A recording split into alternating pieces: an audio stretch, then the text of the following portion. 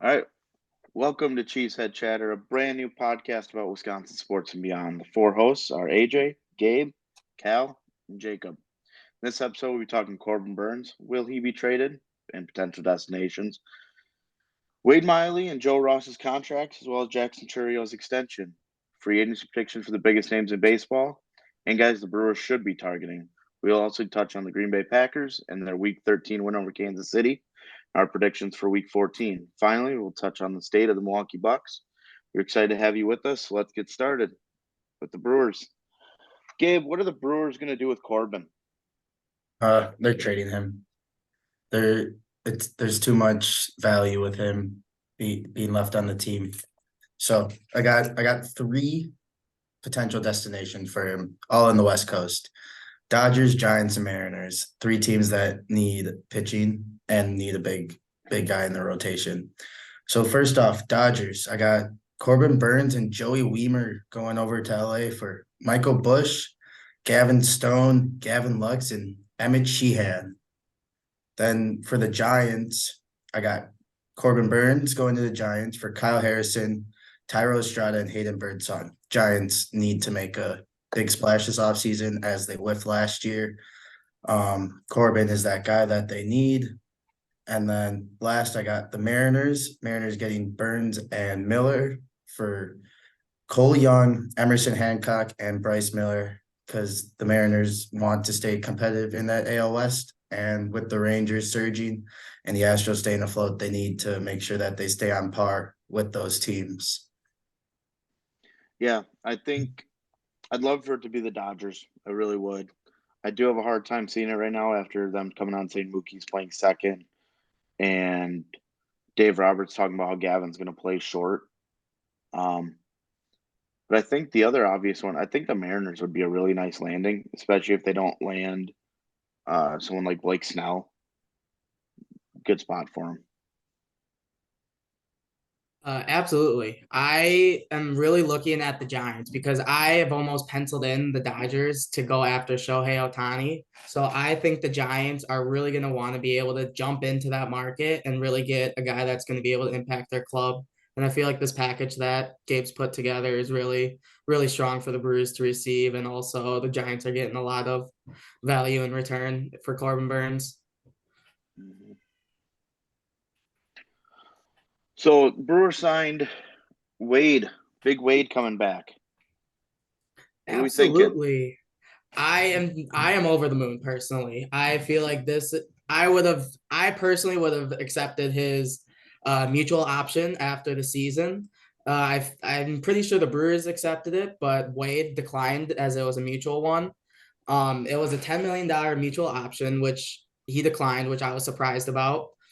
But then he comes back to the Brewers on a 1 year, 7 million with 2.5 million in incentives for this year. So he takes less money to stay in Milwaukee, which I think it is a perfect fit. Everything he does on the mound, he's your pitcher's favorite pitcher. He cuts the ball very well, sinks the ball very well, lets guys put the ball in play, and lets the defense play behind them. And then that is the exact recipe that I feel like the Brewers organization has really been trying to find those guys to be able to just eat a handful of innings, do their job, and get out of there to hand the ball off to the bullpen. Yeah, Cal, you've got some interesting thoughts on this too, because I like where you're at with this. Yeah, I think Wade is a guy who's very important to this team's culture. I think that's one thing the Brewers want to do in bringing back Pat Murphy as well, keep some continuity from the council era, if you will. But I think he's going to be a great mentor for these younger pitchers like Mizorowski coming up, even Ashby again, Gasser. He's going to be a great mentor for those guys. And one thing I'm kind of curious about is if after last season, Wade was on the fence about pitching this year. I know a few years ago he was contemplating retirement before he came to the Brewers, but that's just one thing I'm worrying about. I did see that his son said if he comes back to pitch, it's for the Brewers, which I think is a testament to the Brewers. Something they pride themselves on is having good clubhouse, good organizational structure. So I think that's something that the Brewers have done a really good job on the past few years. I read today that he turned down much more money a couple of times now to stay in Milwaukee. So big Wade guy, love it. He's gonna make 30 starts. It's just who he is. Yep. With a Absolutely. sub 4. Just quick, Joe Ross, 1 year, 1.5. 30 years old, coming off, I believe, a second Tommy John. Hmm. But velo was ticking up at the end of the year. Wasn't many innings, but hey, short relief, prove it deal, be Bryce Wilson. Hmm. Yo, Basically what we're expecting. Please. Bryce Wilson 2.0. Let's go. Yeah. Hopefully a bit better than Bryce Wilson. So then on top of that, Churio got extended. It's official. 8 years, 82 mil with 2 options at the end of that for 25 million each. I think my favorite thing about this deal though is it doesn't kick in, big money doesn't kick until Yelich's deal's done. Absolutely. Hmm. So what are you guys thinking? Cal, where you at? This type of deal is something I've wanted the Brewers to do for a while. I mean, Churrio's is second best prospect in baseball, so there's no better time for this. I wanted them to follow that Braves kind of model. Get your guys locked up while you can for as cheap as possible. And I'm looking forward to seeing if they do this with their past draft picks like Wilkin and Bev. So it'll be interesting to follow in coming years. Yep, love it. On the same page. I see that they're expecting to play center field. At least that's what MLB Network is telling us. I don't know if I would play him there, but look, if he's going to play there, if they're going to pay him, you're going to play him at a premium spot. So I think center field's probably going to be it. Yeah, who's next? Honestly, for the extensions. Yeah, so obviously they want to keep a young core of guys. So I'm looking at guys William Contreras, Robert Gasser, Sal Frelick, just trying to keep guys that are going to be big for this club for years to come. Hopefully that William wants to come back on a more team-friendly deal, as it seems that he loves Milwaukee. We've all seen the emojis that he likes to send on Twitter. Hopefully that means something's going to happen in the coming years, or hopefully coming months, and just solidifying a young core, just like that Braves model. Hopefully that can help the Brewers for years to come. Bounce off of you. I feel like you have to solidify Will Bill as your cornerstone piece of your franchise. They did it when they got Yelich over for the prospect pool that they forked over for him. I mean, they were basically gifted a cornerstone, or what MLB Network likes to call an aircraft carrier type player, where Will Bill can possibly go 300, bat 300, put 25 plus bombs over, and has developed into a Gold Glove defense type of catcher. And along with Quero coming along with him too, those two guys will be able to split time at that position. So it'll keep Will Bill's legs fresh for the future. And I feel like it is a very safe bet to invest in that catcher coming down the line. So the Brewers got probably the best problem in baseball. We have too many good young outfielders. So who's out? I feel like it's got to be a right-hander. I feel like it's either Weimer or Tyrone Taylor.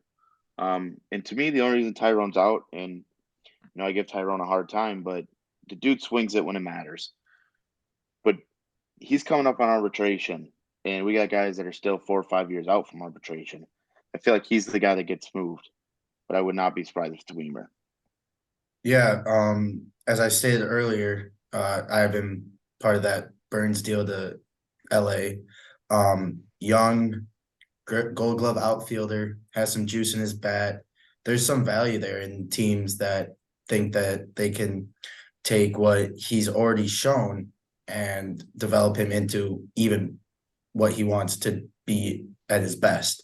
And even if he's that 4th, 5th outfielder, that Gold Glove defense every 2-3 days to help the outfielders keep their legs fresh is just something that every team needs. And with already the Brewers having Mitchell, Frelick, Yelich, Churio, Weimer has to go. And Tyrone is that veteran presence that this team needs, along with Yelich.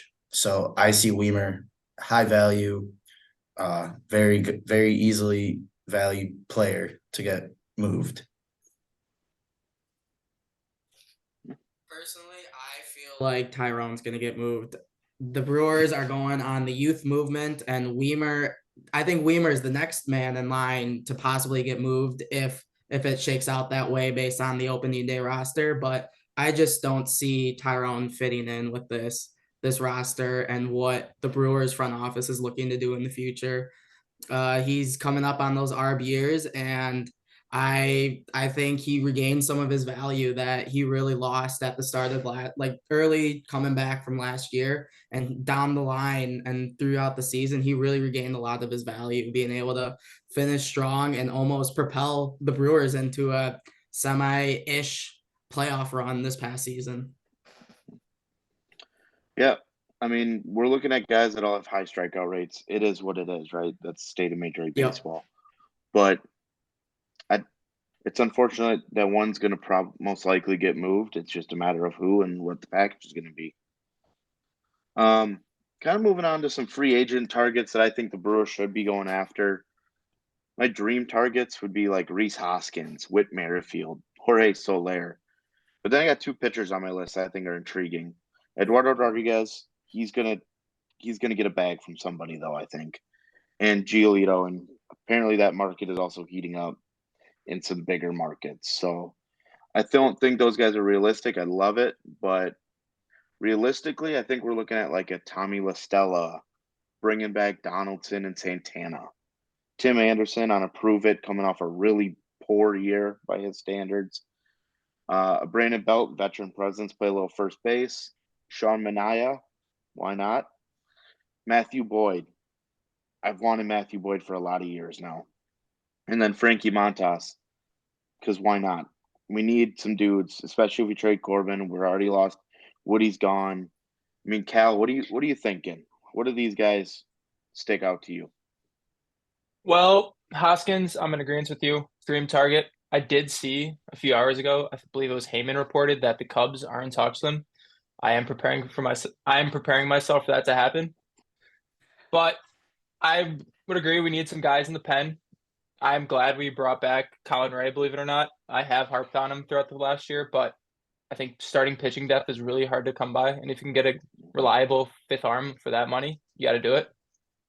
Some guys that I wouldn't mind bringing back would be Josh Shenelton. I think he has some left in the tank. I know he's well respected in the clubhouse, believe it or not, but that's one guy. If it doesn't work out, you cut him, part ways. Another guy, this might seem a little bit ridiculous, Darren Ruff. He's coming off an injury. I'm not sure when he's coming back, but I think if you could get him back on a minor league deal, there's no such thing as a bad minor league contract. Mm-hmm. And then Yamir Candelario, he might be set to make some more money than what the Brewers are willing to give, but I think third base is a position of need, and he can also play some DH. So those are just some guys out there that I wouldn't mind seeing in Milwaukee next year. Yeah, third base is a big need. I'd love to see Black get some innings there, but I think he's going to also get a workout first. So Agreed. Yep. Absolutely. So we're going there. So around the league, some big names are going to hit here shortly. We got the winter meetings going on. Something's got to give. The dam's got to break at the winter meetings, right? I know we had the Kelnick trade, but that doesn't move the needle very much for me. So what's going to happen? We got Shohei on the board. Shohei, we know he's met with the Dodgers. We know he's met with the Blue Jays. Is it going to be one of those two, or is it going to be the Giants? I mean, that's kind of where we're all at. I think I've kind of shifted to the Blue Jays after their GM spoke when he's like, yeah, we've got the money. And it's like, oh, okay. Yeah, I see him in San Francisco. Like I was talking with the Corbin deal. If they don't get Corbin, they get Shohei. If they don't get Shohei, they get Corbin. I feel like they have to get one of the two. Like I said, they whiffed last year. Correa, Arson Judge. They're just in the market to make a big play, and Shohei is that guy that they're going to make that play with. So Yamamoto, I think he's a Met.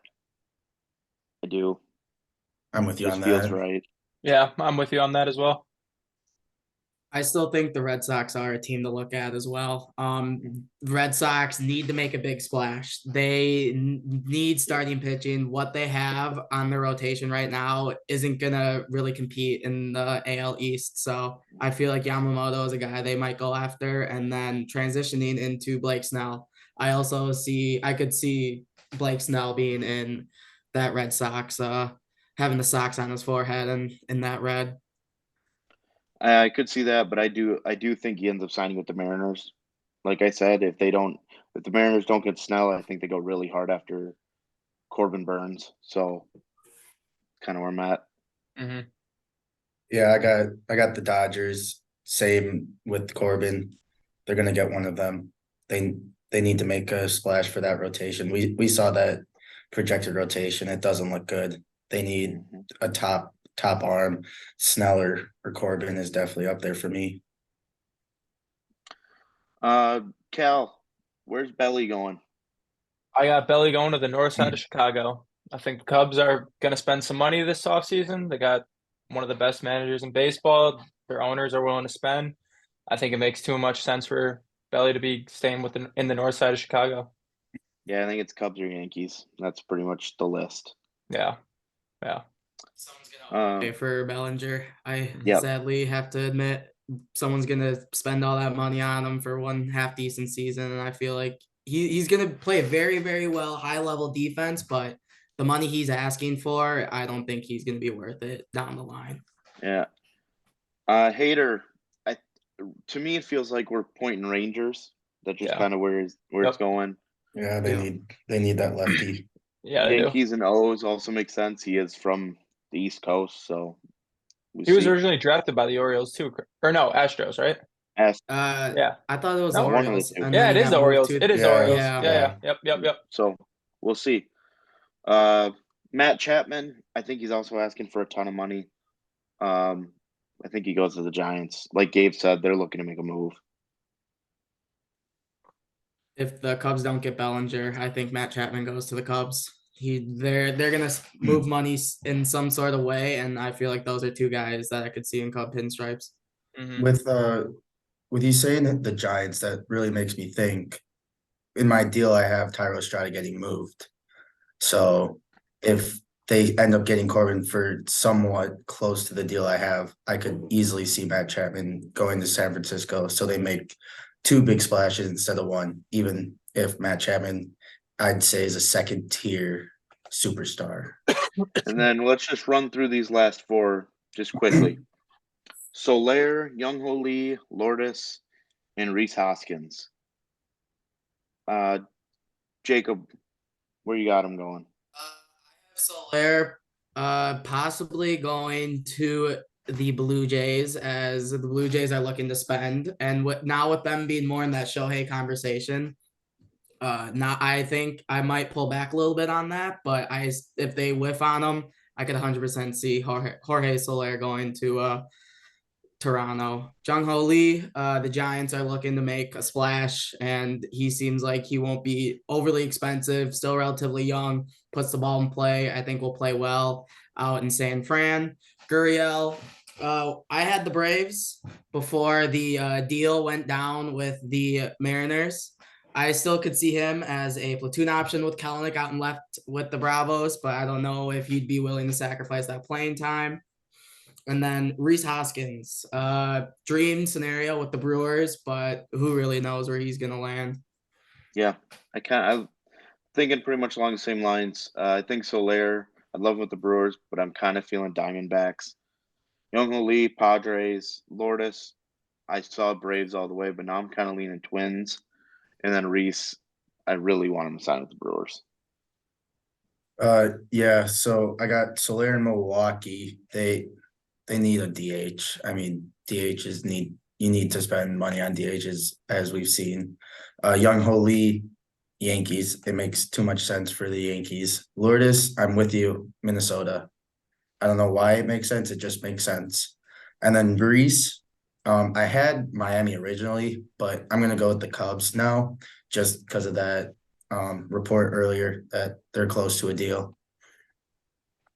I got Soler going to the Mets. I think the Mets could use that corner outfielder DH spot, as many teams could. Jung-Ho, I got going to the Padres. Lourdes going to the Yankees. And like I said earlier, I have Reese going to the Cubs, as much as it pains me to say. And I'd love him in Milwaukee if that were to happen. So we're moving on to the Packers now. Huge win over Kansas City. So it was a great time. Mm-hmm. So we got some thoughts. Gabe, kick us off. All right. So what I got down, the win over the Chiefs showed what this Packers team is definitely capable of. The depleted secondary, Valentine, Owens, really stepped up against a subpar wide receiving core that the Kansas City Chiefs had. Just like I said, Valentine and Jonathan Owens, masterclass. Carl Brooks continues to step up on that D-line. For me, Carl Brooks, 6th-round draft pick, steal of the draft. Carrington Valentine, 7th-round pick, close second. But Carl Brooks has stepped up so much. Matt LaFleur and Jordan Love are finally using the receivers to the strengths, unlike the start of the year. They're using that 49ers type build where they're utilizing speed, hands, mix of both. Watson's finally using his speed.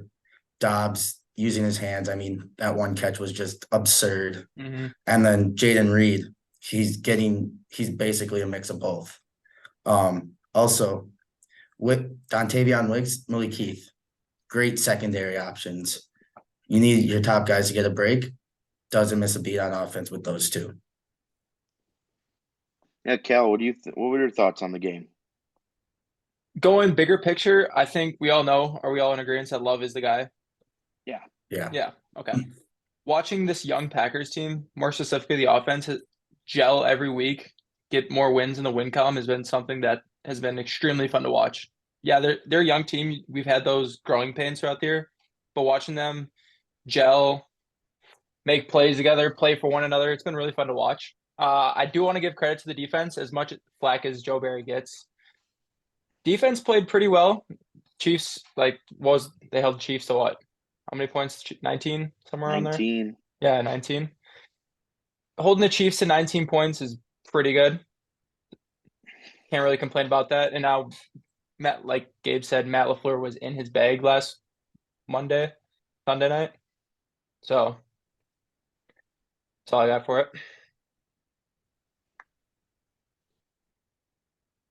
I really think that the defense, it is not a bunch of fake tough guys. Because one thing I would just see all the time, just watching them play defense, is the inability to just want to hit.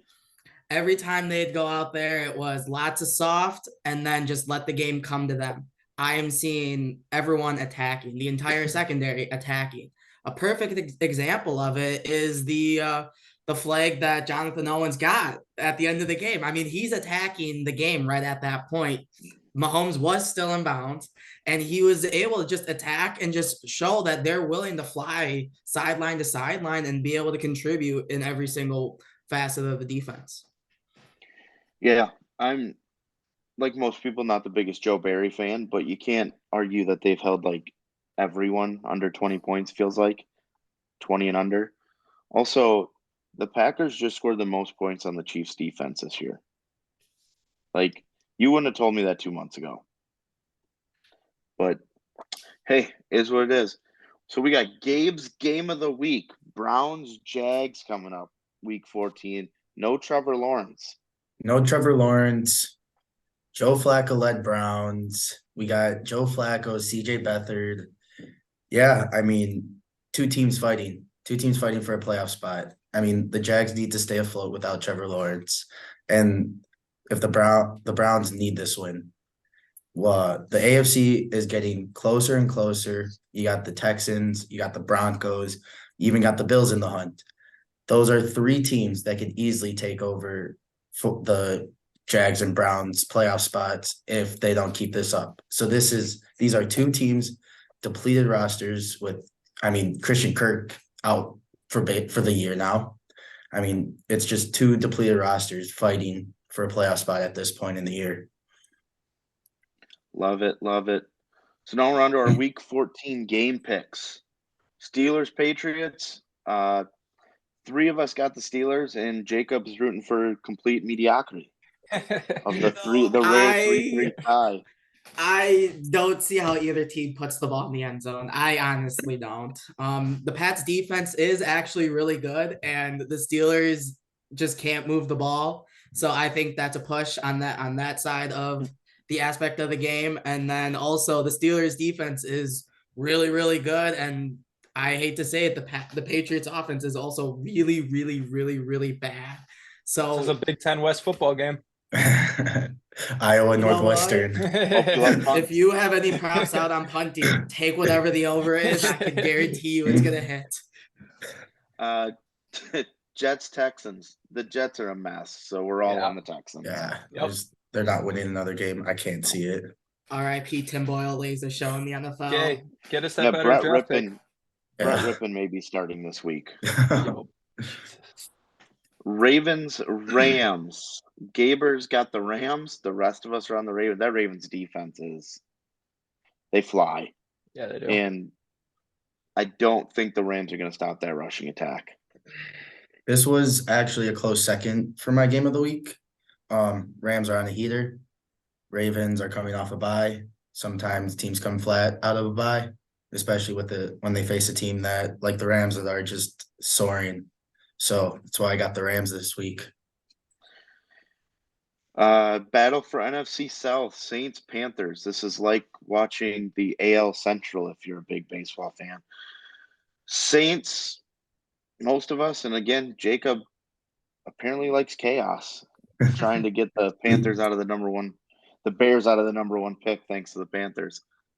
Oh, I'm all for the vibes. I think Bryce Young might score a touchdown this game. So, you know what? This is no factual anything behind it. This is all gut feeling. Just want to be different. Famous as Bengals, him, Colts. Bengals, Colts. We're all on the Colts. I like it. They're on a heater. They're fun to watch. Falcons, Buccaneers. Gabe's got the Buccaneers. The rest of us are on the Falcons. It's the NFC South. Anything can happen. Exactly.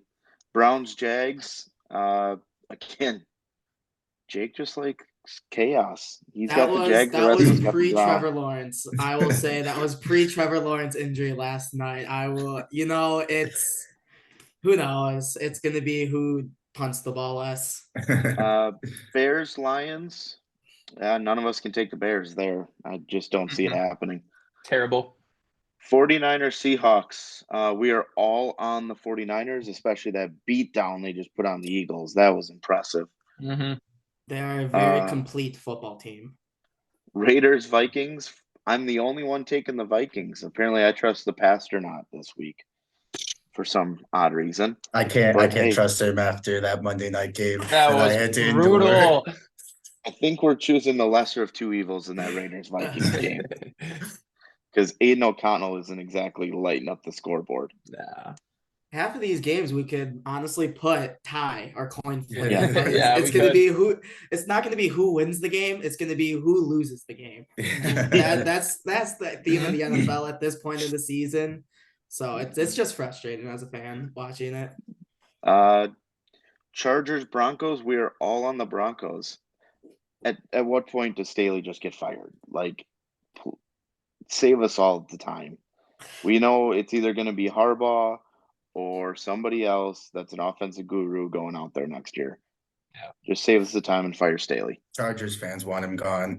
I've been on Chargers Twitter ever since I did a project for the Chargers on their salary cap, and they just can't stand Brandon Staley. Bills, Chiefs. This is going to be a great one. We're split down the middle. I have a feeling it's going to be a little bit like the Packers Chiefs game where it's going to be tight. Yep. And one of those quarterbacks, they're both amazing to watch, is going to make a throw, and you're just going to go, oh, yep, there it is. There's the win. Cowboys, Eagles, we're split down the middle. I just think that's a pick 'em flat out. Yeah. Yep. Whoever comes Packers, to the game hotter Packers. will win that one. Packers, Giants. We're all on the Packers. Tommy DeVito starting for the Giants again, even though Tyrod's back. I'm worried But about this being a trap game. It is a trap game. Packers are on heater, so we'll see. And then Finns, Titans. We are all on the Dolphins. Cal, give me some thoughts on the Bucks. Where are we at? So this has been kind of an odd year. They went out, get Damian Lillard, have a first-year head coach in Adrian Griffin, but they are still winning games, but they're losing some games like last weekend against the Bulls. There's been a lot of overreaction, both good and bad. I understand fans don't exactly want a first-year head coach while you have Damian Lillard and Giannis and Chris. But one thing that has encouraged me is Griffin has tried out these new defensive schemes. And on top of that, the Bucks are they are the best clutch team in the NBA. You're going to get that when you have Damian Lillard, Giannis, and Chris, even on a minutes restriction, hitting big shots. One other talking point I want to have is Ajax. He is for a second-round draft pick. He does all of the little things. He's not going to put up 30 points a game for you, but he's going to play defense. He's going to make the smart plays. Like last week, he set a screen on his own man to set up a Malik Beasley dunk. That's just high basketball IQ. This team doesn't have a lot of that at the moment. I've seen a lot of people say that Griffin is a great fourth quarter coach. I kind of I'm not doubting it, but one thing I'm wondering is how much of that is because of player buy-in. Like they could just be going through the motions the first 3 quarters and then, all right, it's the fourth quarter. We're down 5. Let's take it up a notch. And I'm not trying to hit on Griffin. I'm willing to be patient with him during the regular season. I think that's NBA regular season is, aside from the in-season tournament now, it's pointless. Like it's there for you to try new things, get acclimated with your guys. I don't know. I'm happy that they put the in-season tournament in for that reason. But one other thing, last week against Miami Heat, Griffin rode his guys down the stretch. Giannis played 39 minutes. Dame played 37. That's not something we saw Budenholzer do. I know it was an in-season tournament game, but even in playoffs, we'd see Giannis playing 30 minutes a game. So I want to give some props to Griffin for that. Chris Middleton, moving on, he is so vital to this team. He is so calmed in the stretch. He wants the ball in his hands. He'll hit the shot for you. His minutes have been increasing a little bit here and there, but it's encouraging to see him not playing 20 minutes a game anymore. I think as he gets his minutes up, this team is just going to keep on winning more games. And I want to end off on hang the in-season tournament banner. We're beating the Knicks tonight. We're winning on Thursday. I'm all in on the in-season tournament this year. Let's go. Let's go. Awesome. Thank you, Cal. That was great. So as we wrap up this episode, we want to extend a thank you for being part of our community. Follow us on X at Cheesehead Chatter. If there's anything you want us to talk about, send us a DM or hit our email at cheeseheadchatter2023@gmail.com. A new episode will be released weekly. This is AJ, Gabe, Cal, and Jacob signing off. Go Pack, go. See ya. Peace.